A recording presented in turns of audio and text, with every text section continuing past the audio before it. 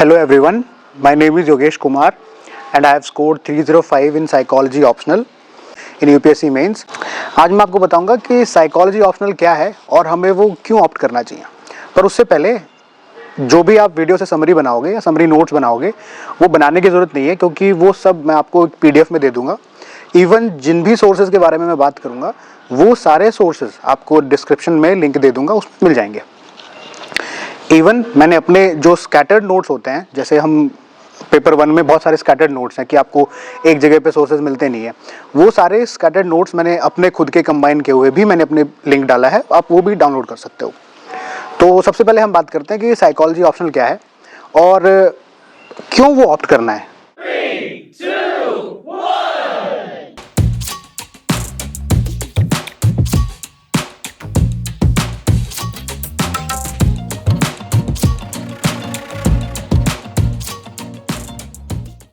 Actually psychology की timeline बहुत लंबी है पर इसका इतिहास बहुत छोटा है। तो the oldest document which led to the idea of psychology is Shrimad Bhagavad Gita. ये सिर्फ कोई स्पिरिचुअल टेक्स्ट नहीं है, ये एक टेक्स्ट है जो साइकोलॉजी पे बेस्ड है, which explain the human existence in terms of mind, body and soul. ये सब्जेक्ट इसलिए भी इंटरेस्टिंग हो जाता है क्योंकि आप अपने आप को भी समझ पाते हो और दूसरों को भी बहुत अच्छे समझ पाते हो। अब बात करते हैं एग्जाम पॉइंट ऑफ व्यू से। साइकोलॉजी ऑप्शनल आपको ऐसे एथिक्स में तो हेल्प करता ही करता है, ये आपको एंड में जब आप पूरे मेंस क्लियर करके आप इंटरव्यू में पहुंचोगे वहां पे भी आपका साथ नहीं छोड़ता है। तो ये तो हो गए इसके कुछ फायदे। अब इसके नुकसान की बात कर लेते हैं, जो इसकी थोड़ी डीमेरिट्स हैं। एक तो इसका सिलेबस बहुत लेंथी है, कवर हो जाता है, मुश्किल नहीं आती है, बट थोड़ा लेंथी है कंपैरेटिव दूसरे सिलेबस से।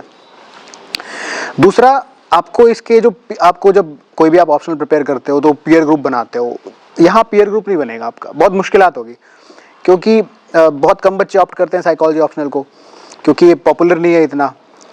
तो आप अपने आंसर में क्या ऐड करना है क्या नहीं करना है या बहुत मुश्किल से देख पाओगे। पीयर ग्रुप बनेगा ही नहीं, अगर बनेगा तो सिंसियर नहीं होंगे बच्चे, सीरियसली प्रिपेयर नहीं कर रहे होंगे। तो ये थोड़ी इसकी कुछ डीमेरिट्स हैं। एक मिथ है कि ये सब्जेक्ट बहुत लो स्कोरिंग है। एक्चुअली ये स्कोरिंग सिर्फ अप्लाइड पार्ट में है, जो पेपर 2 में 5th यूनिट से लेके और 14th यूनिट तक पूरा जो अप्लाइड पार्ट है उसमें बहुत स्कोरिंग है। आगे हम कहाँ स्कोरिंग है, कितना स्कोरिंग है, डिटेल में बात करेंगे, तो उसमें मैं आपको पूरा बताऊंगा। बात करते हैं सोर्सेज की। सबसे पहले आपको NCERT करनी है, जो एग्जाम्पल्स के लिए, कंसेप्चुअल क्लैरिटी के लिए और डायग्राम के लिए मस्ट है, आपको पढ़नी ही पढ़नी है। उसके बाद आती है फिर पेपर 1 के लिए, जो आपका जब बेस क्लियर हो जाएगा तो सबसे पहले आपको पेपर 1 के लिए बुक पढ़नी है। अब पेपर 1 में 3 बुक्स हैं जनरली जो लोग पढ़ते हैं, प्रेफर करते हैं। तो 3 बुक्स हैं, बैरन, सिसरेली एंड TH मॉर्गन। अब हर कैंडिडेट के लिए एक अलग बुक है। अगर आप ऑलरेडी हाई लेवल पे हो तो आप सिसरेली पढ़ लो, अगर आप बहुत ही लो लेवल पे हो तो आप बैरन पढ़ लो, और मीडियोकर लेवल पे चल रहे हो तो TH मॉर्गन पढ़ लो। तो मैं थोड़ा इनका कंपैरिजन बताता हूँ आपको। तो देखो, बैरन तो सबसे नई बुक है मार्केट में, ठीक है, बहुत कलरफुल है और बहुत अच्छे से डायग्राम वगैरह समझाया गया है। तो जो लोग ग्राफिकली थोड़ा अच्छे से पढ़ पाते हैं ना कि बुक कलरफुल होनी चाहिए और प्रिंटेड अच्छे पेज होना चाहिए, पेज की क्वालिटी बहुत अच्छी होनी चाहिए, उनको फिर बैरन की तरफ जाना चाहिए। क्योंकि इस बुक की एक वीकनेस भी है कि जो कुछ जैसे पर्सनालिटी थ्योरीज हैं जो आपको NCERT में बहुत आराम से मिल जाएंगी, वो आपको बैरन में नहीं मिलेंगी। तो ये इसकी थोड़ी सी डीमेरिट है, ठीक है। सिसरेली जो बुक है वो थोड़ी हायर लेवल के लिए है। तो जिन बच्चों को मेंस में थोड़ा एक एक्स्ट्रा एज चाहिए मार्क्स लेने के लिए, उनको सिसरेली पढ़नी चाहिए। बहुत अच्छी बुक है, थोड़ी सी लैंग्वेज का स्टैंडर्ड हाई है और कंटेंट बहुत ज़्यादा, टेक्सचुअल बुक है, इमेजेस कम मिलेंगी आपको, एक्सरसाइज बहुत है और कंटेंट बहुत ज़्यादा है। मतलब अगर आपको ये लगा लो बैरन में अगर इतना कंटेंट दिया होगा तो सिसरेली में इतना कंटेंट होगा। तो कंटेंट की कोई कमी नहीं है सिसरेली की बुक में, बहुत अच्छी बुक है। और बात करें TH मॉर्गन की, तो वो इन दोनों की, बैरन के और सिसरेली की बीच की बुक है, ठीक है। उसमें भी ग्राफिकली समझाया गया है, लैंग्वेज नॉर्मल है, कोई दिक्कत नहीं है, कंटेंट इज ओके, वो भी लोग काफ़ी लोग प्रेफर करते हैं। तो TH मॉर्गन भी अच्छी है। अगर हम बैरन, सिसरेली और TH मॉर्गन को रेटिंग दें कंटेंट वाइज, तो सबसे पहले आएगी बैरन सबसे लोअर लेवल पे, फिर आएगी TH मॉर्गन और फिर आएगी सिसरेली। पेपर 2 के लिए आपकी एक ही बुक है जो आप सभी लोग जानते हो, दैट इज स्मार्क स्वेंसर की बुक अप्लाइड साइकोलॉजी। और कुछ टॉपिक्स ऐसे हैं जो आपको मिलेंगे नहीं, जैसे सोशल साइकोलॉजी भी नहीं मिलेगी, स्टैटिकल साइकोलॉजी भी नहीं मिलेगी। तो सोशल साइकोलॉजी के लिए AK सिंह सर की बुक आप पढ़ सकते हो, और स्टैटिस्टिकल साइकोलॉजी के लिए एंड एजुकेशन साइकोलॉजी के लिए आप SK मंगल सर की बुक पढ़ सकते हो आप। इन बुक्स में से सब कुछ आपको नहीं पढ़ना है, just cover the syllabus to cover the book. आपको पूरा सिलेबस कवर करना है, उसके बाद आपकी बुक कवर अपने आप हो जाएगी। पूरी बुक कवर नहीं करनी है कि हाँ मैं पूरी बुक पढ़ लूंगा तो सब कुछ आ जाएगा। और कुछ एक्स्ट्रा सोर्सेज हैं, जैसे विद्यामित्रा, मिनिस्ट्री ऑफ HRD इसको हैंडल करती है, और काफ़ी सारे जो बड़े बड़े यूनिवर्सिटीज़ हैं उनके प्रोफेसर आके इस पर लाइव लेक्चर लेते हैं, और PDF भी शेयर कर देते हैं उसी लेक्चर की। तो आप विद्यामित्रा की वेबसाइट पे जाके आप आराम से अपने जो नोट्स हैं उनको एनहांस कर सकते हो, या जो आपको टॉपिक UPSC के सिलेबस में बुक्स में नहीं मिलेगा वो यहाँ से मिल जाएगा। तो ये सारी लिंक्स जो विद्यामित्रा की है और आगे जो मैं बताऊंगा वो सारी मैं आपको डिस्क्रिप्शन में शेयर कर दूंगा, आप वहाँ से इसको ले सकते हो। आप अपने नोट्स को इग्नू के मटेरियल से भी सप्लीमेंट कर सकते हो, जो ज्ञान कोश सेक्शन पे आपको मिल जाता है। आप अपने नोट्स को मुकुल पाठक सर के नोट से भी ऐड ऑन कर सकते हो, वैल्यू एडिशन कर सकते हो। तो मुकुल पाठक सर के नोट्स आपको ओल्ड राजेंद्र नगर या मुखर्जी नगर में कहीं पे भी आपको येलो बुक आती है एक बुकलेट से, उनकी 4 या 5 वॉल्यूम होती है, वो आप आराम से यूज़ करके अपने नोट्स को एनहांस कर सकते हो। थोड़े से उसमें एग्जाम्पल्स अच्छे होते हैं और कंटेंट भी थोड़ा आपको अच्छा मिल जाता है, तो वो आप अपने वैल्यू एडिशन आप आराम से कर सकते हो। For current affairs and new research आप साइकोलॉजी टुडे वेबसाइट पे जाके आप अपने नोट्स को वहाँ से एनहांस कर सकते हो। नाउ अब हम जानते हैं पेपर 1 क्या चीज़ है। पेपर 1 ना पूरा थ्योरेटिकल है, 1st to 14 यूनिट तक पूरा थ्योरेटिकल पेपर है, और यू नो वेरी वेल कि थ्योरेटिकल पेपर में मार्क्स लेना थोड़ा सा मुश्किल होता है, क्योंकि जो एग्जामिनर है उसकी भी ना एक लिमिटेशंस है कि वो कितना ही मार्क्स दे देगा आपको। ज़्यादा 10 मार्क्स के जो क्वेश्चन होगा उसमें आपको वो 6 मार्क्स दे देगा। अगर कोई 15 मार्क्स का क्वेश्चन होगा तो आपको 8 मार्क्स दे देगा, 20 मार्क्स का क्वेश्चन होगा तो आपको 12 मार्क्स दे देगा, इससे ज़्यादा तो आपको नहीं दे सकता है। तो पेपर 1 थोड़ा सा कंपैरेटिव स्कोर करना थोड़ा डिफिकल्ट है पेपर 2 के, बिकॉज एक एग्जामिनर साइकोलॉजी पढ़ के 40 साल लगा अपनी ज़िंदगी बिता चुका है। आप उसको ऐसा क्या लिख दोगे कि उसको बहुत अच्छा लगे? उसके लिए सब कुछ पढ़ा हुआ है, थ्योरी पार्ट है पूरा, तो आप जो भी लिखोगे उसके लिए वो बोरिंग होगा, तो वो मार्क्स नहीं देगा, क्योंकि उसको वो ऑलरेडी पता है। तो क्योंकि आंसर राइटिंग ना थोड़ी इंटरेस्टिंग होती है, जितना आप इंटरेस्टिंग बनाओगे एग्जामिनर उतने अच्छे मार्क्स देता है। तो पेपर 1 थोड़ा सा लो स्कोरिंग है कि आप मतलब मेहनत ज़्यादा करनी पड़ेगी आपको। अगर आपके आंसर्स को आप बहुत अच्छे से रिप्रेजेंट करोगे ना तो अच्छे मार्क्स ले लोगे, पर थोड़ी दिक्कत आती है। पेपर 1 के जो स्कोरिंग चैप्टर हैं वो मैं आपको बता देता हूँ, जैसे रिसर्च मेथड है, अटेंशन, सेंसेशन, परसेप्शन है, लर्निंग एंड मेमोरी बहुत स्कोरिंग है, intelligence, thinking, problem solving, language and communication, ये चैप्टर्स पेपर 1 की बहुत स्कोरिंग है। जैसे जब हम प्रैक्टिस करते हैं ना तो हमको लगता है कि हम पर्सनैलिटी के क्वेश्चन बहुत करें, हमको लगता है कि डेवलपमेंट ऑफ ह्यूमन बिहेवियर से चैप्टर्स जो है उससे हम क्वेश्चन बहुत करें। पर एक बात मेरी आप ध्यान रखना कि जब भी आपको चॉइस मिले कि पर्सनैलिटी के क्वेश्चन छोड़ सकते हैं और development of human behaviour question छोड़ सकते हैं, किनके साथ चॉइस मिले, जो मैंने अभी 5 चैप्टर आपको इंपॉर्टेंट बताया, that is research methods, attention, sensation, perception, language and communication, learning and memory, intelligence, thinking and problem solving.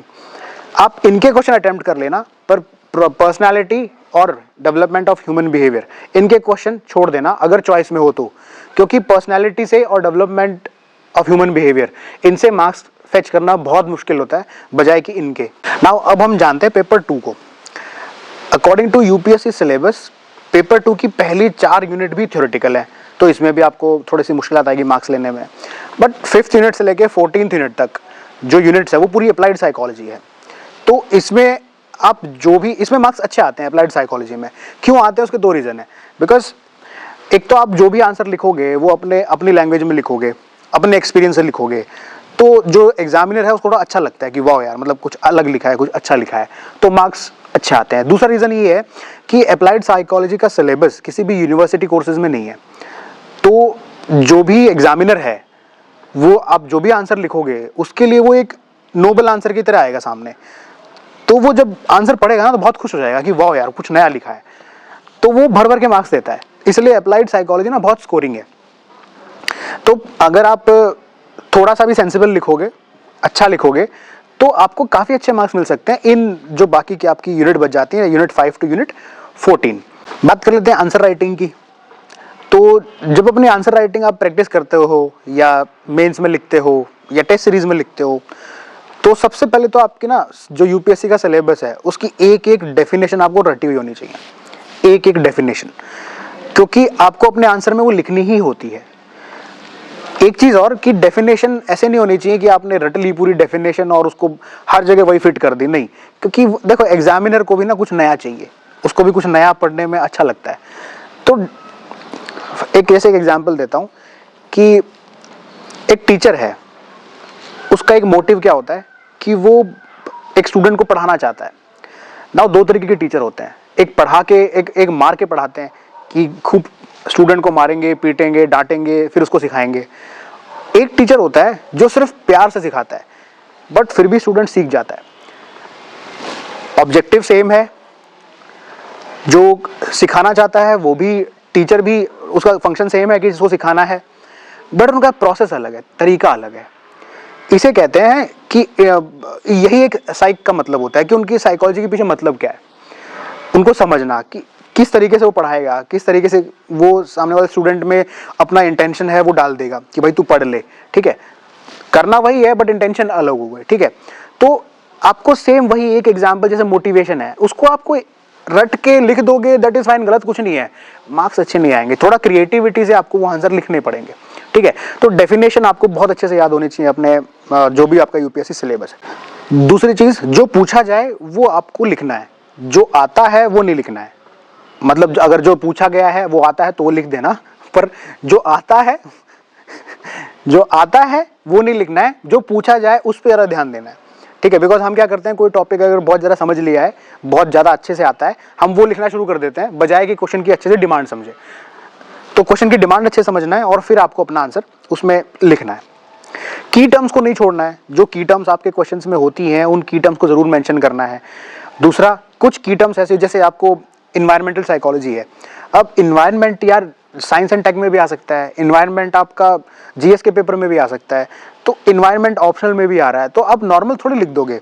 जो आपकी जो की टर्म्स है साइकोलॉजी की, इन्वायरमेंट साइकोलॉजी से रिलेटेड, वो तो आप आंसर में लिखोगे ना, तभी तो एक जो एग्जामिनर को समझ में आएगा कि हाँ ये साइकोलॉजी का स्टूडेंट है, इसने एक्चुअल में इसको आता है, इसने वो लिखा है, ठीक है। तो ये की टर्म्स आपको नहीं छोड़ना है, बहुत इंपॉर्टेंट है।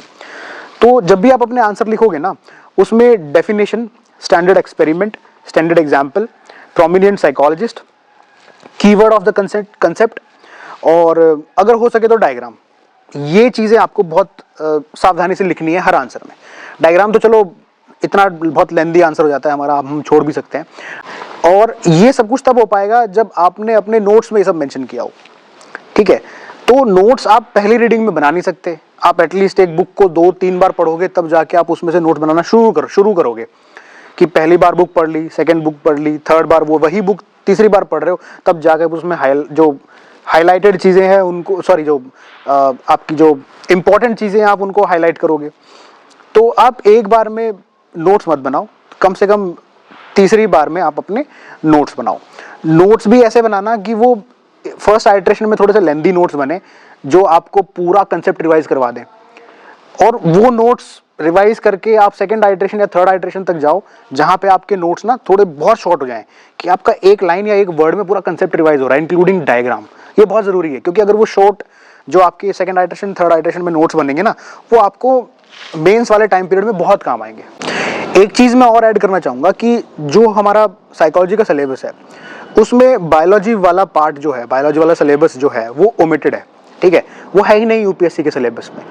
तो जो बच्चे क्या होता है साइकोलॉजी से ऑनर्स करके आते हैं, उनको थोड़ा सा बेनिफिट मिल जाता है कि भाई उनको वो बायोलॉजिकल वाला फिजियोलॉजिकल वाला पार्ट पता होता है, वो फिजियोलॉजिकल बेसिस उनका छूटता नहीं है, वो एक भी पॉइंट मेंशन कर देते हैं आंसर में तो उनका एक पॉइंट एक्स्ट्रा हो जाता है और उनको एक्स्ट्रा पॉइंट मिल जाते हैं, एक्स्ट्रा मार्क्स मिल जाते हैं। तो हमें भी वो ऑप्शन, वो सिलेबस छोड़ना नहीं है। So the magic is not in your notes और कोचिंग वाला sir, the magic is in your answer writing, या आप अपने आंसर को कैसे प्रेजेंट कर रहे हो एग्जामिनर के सामने। और इसके लिए आपको एक टाइमलाइन या स्ट्रैटेजी बनानी पड़ेगी। तो सबसे पहले आपको 11th-12th की एनसीईआरटी बहुत अच्छे से पढ़ लेनी है। फर्स्ट रीडिंग थोड़ा धीरे करना, सेकेंड रीडिंग थोड़ा तेज करना, थर्ड रीडिंग में आप अपना इंपॉर्टेंट अंडरलाइन कर लेना और उसके नोट्स नहीं बनाने, मतलब उसको अंडरलाइन कर लेना ताकि आपको पता लग जाए कि हाईलाइटेड पार्ट क्या है, दैट्स इट। जब आपका बेस पूरा क्लियर हो गया देन आप यूपीएससी का सिलेबस उठाना, उसको प्रॉपर बहुत डिटेल में याद कर लेना एक एक चीज। जब वो याद हो गया देन फिर आपको पेपर 1 के लिए सिसरेली, बैरन या टीएच मॉर्गन उठाना है और जो आपके सिलेबस में है सिर्फ वही पढ़ना है, पूरी बुक कवर नहीं करनी है। वैसे तो बुक में जो है वो सारा ही सिलेबस में है, बट मैं आपको एक तरीका बता रहा हूँ कि करना कैसे। तो सबसे पहले ऑप्शनल के सिलेबस को, यूपीएससी सिलेबस को याद करना है और फिर आपने सिसरेली, बैरन या टीएच मॉर्गन पढ़नी है। उसमें से आप अपने नोट्स बना लोगे। देन आपको पेपर 2 के लिए स्मार्ट सेंसर की बुक से नोट्स बनाने हैं। उसको आप 1, 2, 3 बार, जितनी बार पढ़ना है आपको पढ़िए। पहली बार में तो बेशक नोट्स बनाना ही मत, कम से कम 3 बार पढ़ना फिर नोट्स बनाना। जो आपको सिलेबस में ना मिले वो AK सिंह सर या SK मंगल सर की बुक से आपको मिल जाएगा। उसमें भी ना मिले तो मैंने लिंक बताई है आपको, जैसे विद्यामित्रा की वेबसाइट है, यूट्यूब पे जॉन ग्रीन क्रैश कोर्स है साइकोलॉजी पे, जो जॉन ग्रीन क्लास लेते हैं वहाँ से आप कर सकते हो। इग्नू के नोट्स है ई ज्ञान कोश पे, वहाँ से कर सकते हो। तो आपको मटेरियल सफिशिएंट है, वो सारा मैं आपको लिंक में प्रोवाइड कर दूंगा, आप डाउनलोड कर लेना वहाँ से। आपको ऐसे जाना है कि सबसे पहले NCERT, फिर यूपीएससी सिलेबस और फिर ऑप्शनल यूपीएससी सिलेबस याद करना है और फिर उस सिलेबस के अकॉर्डिंग अपने नोट्स बनाने हैं। और फिर जब एक बार नोट्स बन जाएं, फर्स्ट आइटरेशन वाले थोड़े लंबे बनेंगे, उसको आप एनहांस करना किन से, अपने प्रीवियस ईयर पेपर्स से के जो टॉपर्स के नोट्स हैं, या आपका टीचर कोई अगर आप कोचिंग ले रहे हो उनसे अपने नोट्स को एनहांस करने हैं आपको, और जो वेबसाइट जो मैंने बताई हैं उनसे एनहांस करने हैं। क्योंकि हर बच्चा सेम आंसर लिखेगा तो एग्जामिनर कितने ही मार्क्स दे देगा, कुछ तो अलग लिखना पड़ेगा ना अच्छे मार्क्स लेने के लिए।